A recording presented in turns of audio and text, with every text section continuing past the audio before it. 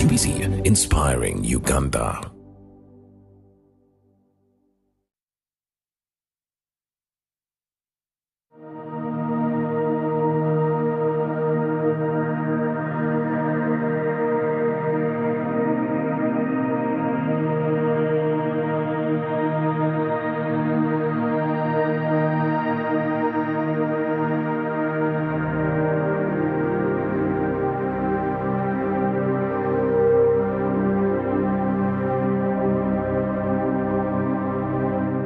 My name is Dr. Anatoly Kamugisha, the founder and the current CEO Akright Projects. Today, I would like to tell you the journey of Akright Projects from its inception up to now and where it is going. I feel there is a lot that I can share with the public in a way of educating, and also in a way of living knowledge, passing on knowledge to others that can learn from our journey, and also encouraging others also to be able to learn from what we have succeeded and what we have failed and what we have, because the journey was not a bed of roses. It was the journey has been a very smooth, rough, so like that. So now today, from the background of Akright is that in some years back in 1999. An idea was conceived to how the slums can be solved in Uganda. Because the background of housing in Uganda is that since the time of dictator Idi Amin Dada, when there are so many wars have been taking place from this one to another one to another one, many people were moving from places to places, meaning that people were shifted from there where they were staying to another place, and also to another place in a way of running away from wars. So in so doing, it created so many unplanned settlements, and these unplanned settlements created a disorganized settlement, which came up as slums. And in so doing, the current government, when it came in power, it found that many people had no houses, and at the same time, people had already created slums. So, and the government could not have handled that big, massive slum settlement. So in so doing, there has been a sort of crisis. So in 1999, for me as a founder, I saw it as a problem, but I also saw it as an opportunity. So business is always arising out of where there is a problem, there must be a solution. And where you provide a solution, then it becomes a business. So for me, when I saw slums, definitely I saw a business. I said, slums must be stopped. And how can they be stopped? Okay, we cannot tackle where people have already settled in a disorganized manner. But we can, these other new places where the land is still virgin and whatever, one can put up organized settlement as estates or as a satellite city. And that's how the concept started from. So we started now, the first estate was in Chirinya Estate, then from there went to Namamvi, then we went to Namgongo, then we went to, of course, Namamvi, there were about 4 estates, then went to Voa, then we went to Nansana, then we came to Akright City, which is Entebbe. Akright City was a big chunk of land, and we conceived it as a satellite city to build it as a city, meaning that to address all classes of people, the high income, the middle income, and the low income. And also we didn't only take care of accommodation. No, we also took care of when they stay there, there must be a creation of facilities. Then we created a golf course. Then we created children's parks. Then also looked at schools. Then we also created places for school, nursery school, primary school, all those things. Then we also looked at spiritual sites. We also supported some churches around us. Then and mosques as well. Then we also looked at the industries. Then we said, no, we must have innovation parks, museum parks. Then we created places for industries, like now the headquarters for Pepsi Cola, the whole international organization company is in Akright. So all those, put them together, we're addressing a proper, a full package of a human settlement. That you are in one place, you stay in one place, you socialize from one place, you shop from one place, you work from one place, and everything is in one whatever. Even the offices were also catered for. So now, at the end of the day, the whole entire land equivalent to about 1,280 acres, which is 2 square miles, has all been developed as a city. And indeed, now, now people have now occupied the place, and they are now living in the place. So it is now a functional and a successful city. So now, what kind of other activities have we been doing?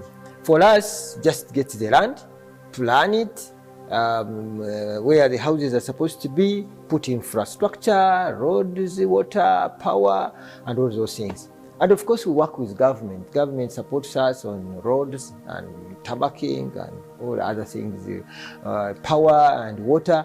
Government has supported us on that. So we have been working in partnership with government, and we have managed to move forward.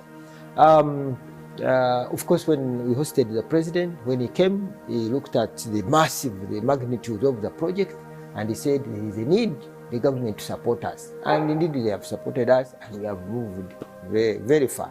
Of course, us alone, without the government, wouldn't have become a reality. Now, when I talk about achievements have been so many. One, this was completely jungle. Where the big part has been a bush, as a jungle, as a forest. Another one has been just, it was a sugarcane plantation, but overgrown sugarcane plantation. So in other words, the place was completely a threatening jungle where many sheep used to come and hide. But now everything has been changed into now a human settlement. And whenever people come here, they get excited. By the way, the place is now a touristic site, because many people come to see how the project has been developed and the kind of people that are here, because all types of people are here. When you want a minister, he's here. When you want a judge, he's here. When you want generals, they are here. When you want the DPC, the police commanders, they are here. When you want all types of people, the Wazungus, the young people, the architects, the lecturers, the professors, all are here. So it is, I'm very proud to see that to build such a kind of a community that is so, a certain class, and which is, more corporate, more active, more, and even all other people. We are just sandwiched by all big roads, the international roads. We have express highway, we have this old road, we are putting another road just after here, and also, so you can see we are sandwiched, we are surrounded by that very unique accessibility. And another thing is that we are not very far from international airport, and we are not very far from the Kampala capital city. So, and also we have a cool breeze. With this place is we are in a peninsula. When you come from Zana, as you are going to Entebbe, all this land going to Entebbe, we are in a peninsula. So we are now in the middle of peninsula. So we are not different from someone who is living in an island.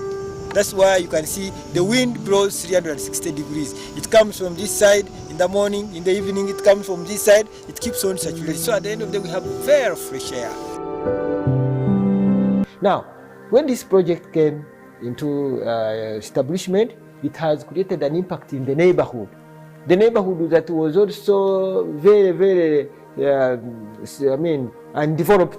Now the neighborhood has also taken advantage of all the activities that has been, because we buy materials from the neighborhood, we employ workers from the neighborhood, or when we brought services like water, the neighbors have also got water, they have also got power, they have also got the connectivity through the project.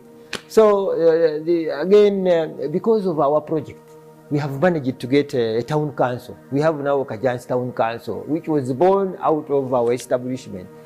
So the neighborhood has, the whole Entebbe Road, by the way, has this project has created a very big impact. But above all, the job creation has been one of the big things that we have achieved. Of course, all those are achievements, those are positive things. But again, of course, there are also bad things, some challenges we've gone through. Of course, we started as pioneers in this kind of project, as first of all as a real estate developer, and satellite, and also satellite city developer. We've been a pioneer. So we have suffered so many pioneering injuries, which take an example.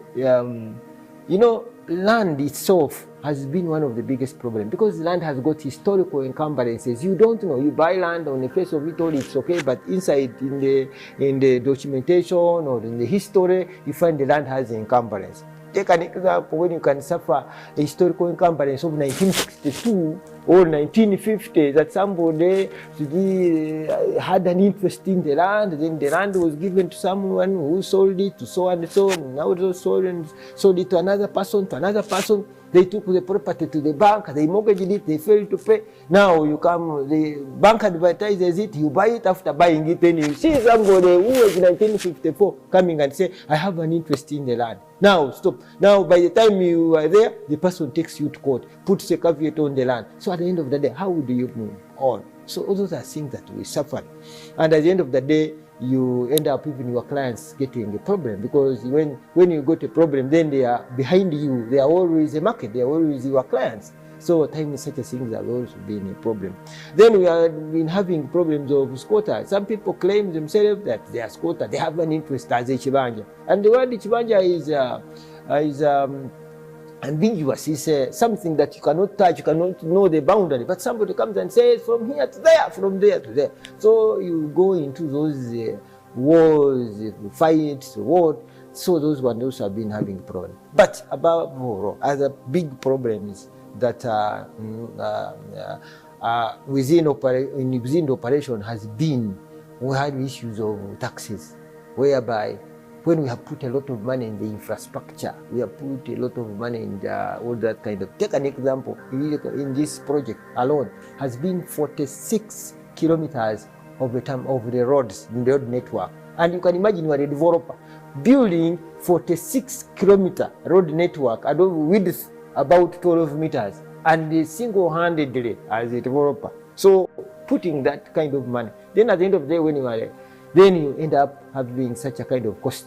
Of course, when you are a pioneer, some of the things you make mistakes. You are an amateur. And at the end of the day, you don't present documents properly for taxes, and then taxes can come and say, oh, you need to pay this, without considering all those things. So somehow we suffered those problems, and where URA came and freezed all our accounts. And we had borrowed money from about 9 banks. And then when they freezed our accounts because of those issues, now the banks which had given us money, the banks recalled the loan. It said, if you have issues with URA, it means you are a risky customer. They said, bring back all our money. At a go. All 9 banks recalling loans at a go. That paralyzed our business for so long when we have been fighting and struggling to pay.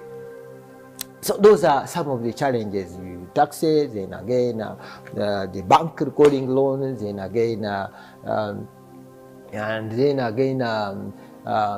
all those have been a bigger problem. So now it is that time when we have been having issues, because when we got problems with URA and also problems with the banks, then everything was paralyzed, and then somehow we got stuck, and then somehow we stopped continuing with the business. Somehow we concentrated in settling banks and all that kind of stuff. In that period, I said I cannot do nothing. I said, let me now start writing a book, my experience. And that's how I managed to write this book. That's how I managed to write this book called From Business Tragedy to Strategy. For all 7 years, we have been all not doing anything. I started writing this book. Then even when COVID came, for me, I concentrated in writing this book. So this book, the knowledge in this book is accumulated knowledge for 7 years. So, and this book, the knowledge that is within this book is solving another problem, because I told you, my spectacles usually see where there is a crisis, I must create a solution.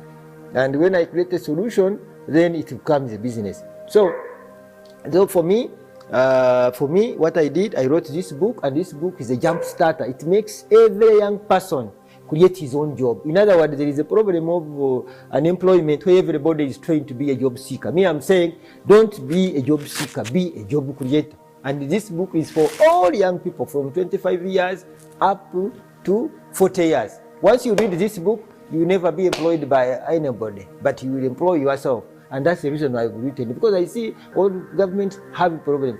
And this book is not so much, because the knowledge which is in here must be, the price must be very, very expensive. But I give it just a peanut of 50,000. You buy a book 50,000 and you become a CEO of yourself. And my target to this book is that I want, in a period from now, in 10 years, I want to make sure that Uganda gets 1 million CEOs, chief executive officers, people who are going to make their own businesses. Once they read this book, they must become job creators. And that's it. And you can get this book from offices. You can buy this book from Uganda Bookshop. You can get this book from Mukono Bookshop, Jumia. You can get this book from Aristoc. So that is, you can get this book. And the moment you read this book, you become a job book, and that's the reason why I wrote this book. Now, when I come to the economics, the general crisis of the economy and its crisis, and the COVID issues and whatever. During COVID time, for me, I concentrated writing books and also consolidating ourselves and paying off. But of course, there was no much work activity that was being done. So now, currently, there is a lot of problem where young people are idle and they are not doing anything. And again, because of doing nothing, it means now it makes the economy come down. So now I appeal to young people that buy the book, read the book, then you will get the idea of what you can do, so that you also start becoming active. The more people go to work, the more economy will go up. And another thing is that Ugandans must learn to use the resources we have. We have a lot of things here. People should go outside this country, start exporting, looking for market to sell everything we have here from here to other countries. Why make yourself idle when there are so many things here and other countries don't have them? Just go and explore. And another thing, there is a problem of fearing to invest. Don't fear to go into business. Business is something very good, but you need to dare. You see, business is like a lion. A lion, he must go hunting. If you don't hunt, he will die. And if you hunt, then when you go to hunt, you must have a daring spirit. to make sure that even if you meet the buffalo, you meet the elephant, you must say the buffalo today, or Mr. Elephant, you are going to be my lunch today. And yet you're a small animal, but you are telling a bigger me saying that you are going to be my lunch. Because you must have that daring spirit, you must have whatever. Now, what is the way forward for Akright and where we are coming from? Where we are going, the way forward is now, after we have sorted out issues of the banks. Now we need to start afresh. And by starting afresh, how do we start afresh? One, we are trying to bring in new products and also packaging or approaching packaging the real estate differently. Instead of going horizontal development, now we are going into vertical development. That we are concentrating much now on vertical development, that is condominium apartments. And now we also want to bring in a product called Collateral saving. You go to the bank, you save your money. When you are putting your money in the bank and saving, you are saving it against the property. That is what you call a collateral saving, meaning that we shall be working with the banks to create products available so that you go and save your money with the bank against the property. That means we are encouraging many people to acquire their own properties in a manner that is pocket friendly and in a manner that is within their means of how they earn their money. Now, the word condominium concept is very new to many people. But the word condominium means, it is in our terms of real estate, meaning that condominium is that when a house has many stories, many flats, one floor, another floor. So you can, or each one own his own flat in the same building and have your own title, and then you keep on paying slowly. Meaning that for me, I build as a developer, then together in partnership with the bank, then the bank pays me, then I give a price, let me say a condominium apartment like 120 million, then you pay like 20 million, then 100 million, the bank will pay me, and for you, you keep on paying the bank. So what would have been your monthly rental payment? You pass it over to the bank, and then the property eventually becomes yours. That's what it means by condominium. Buying a property that is shared by others, but at the end of the day keep on paying to the bank instead of keeping on renting. Let's say now an apartment is about 1 million or 1.5 million. Now, but when you pay to the landlord.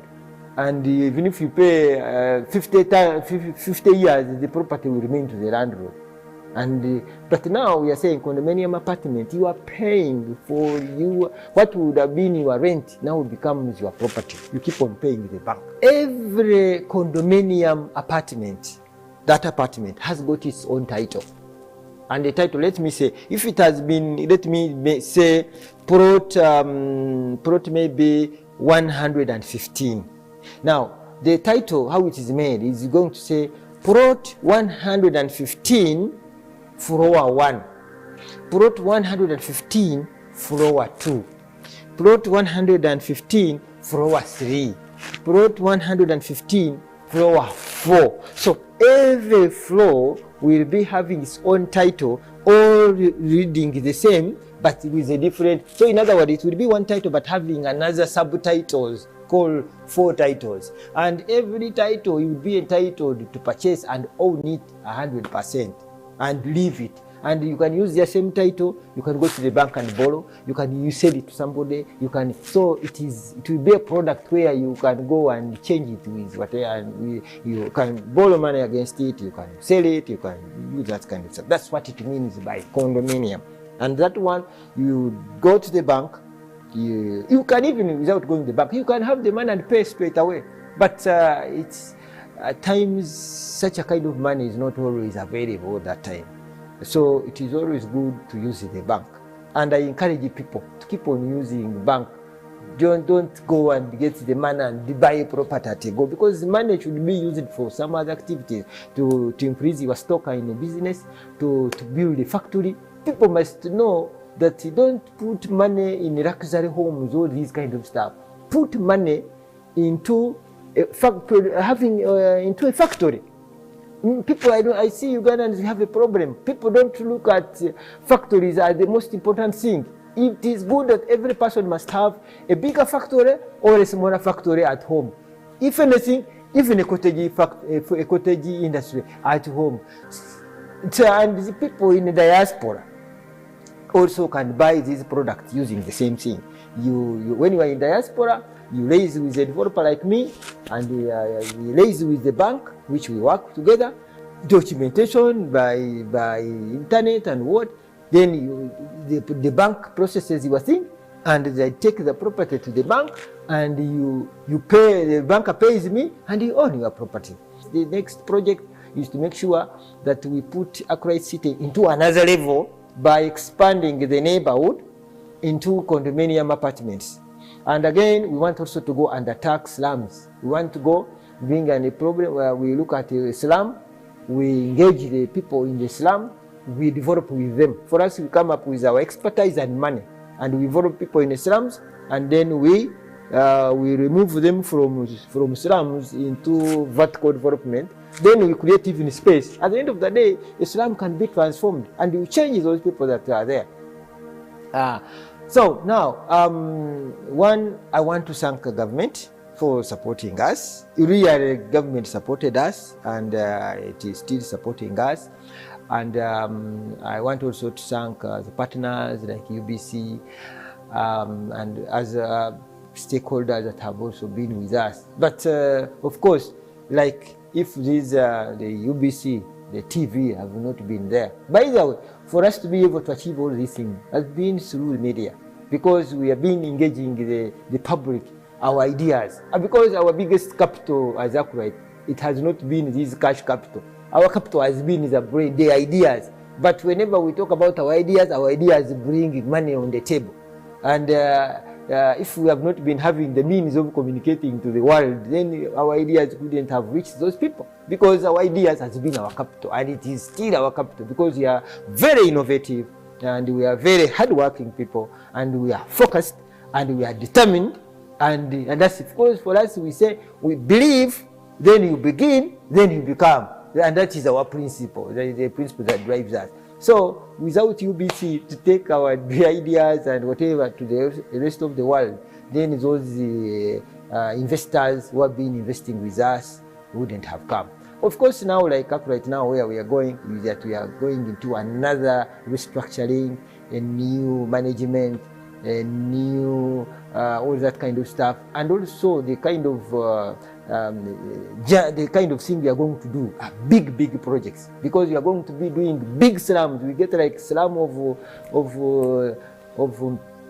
we can get the slum of like Kamocha, go and say have it, and then we bring the people, the LOCs and what, and then after that we engage everybody, and you find no more slum anymore. Once we are through with it, we go to another one, we go to another. Those are bigger projects. Those are still our dreams on the table. So, and that's it. So finally, I thank the viewers who have listened to me, and that is the journey, and that's me, and that's it. Thank you for listening to me.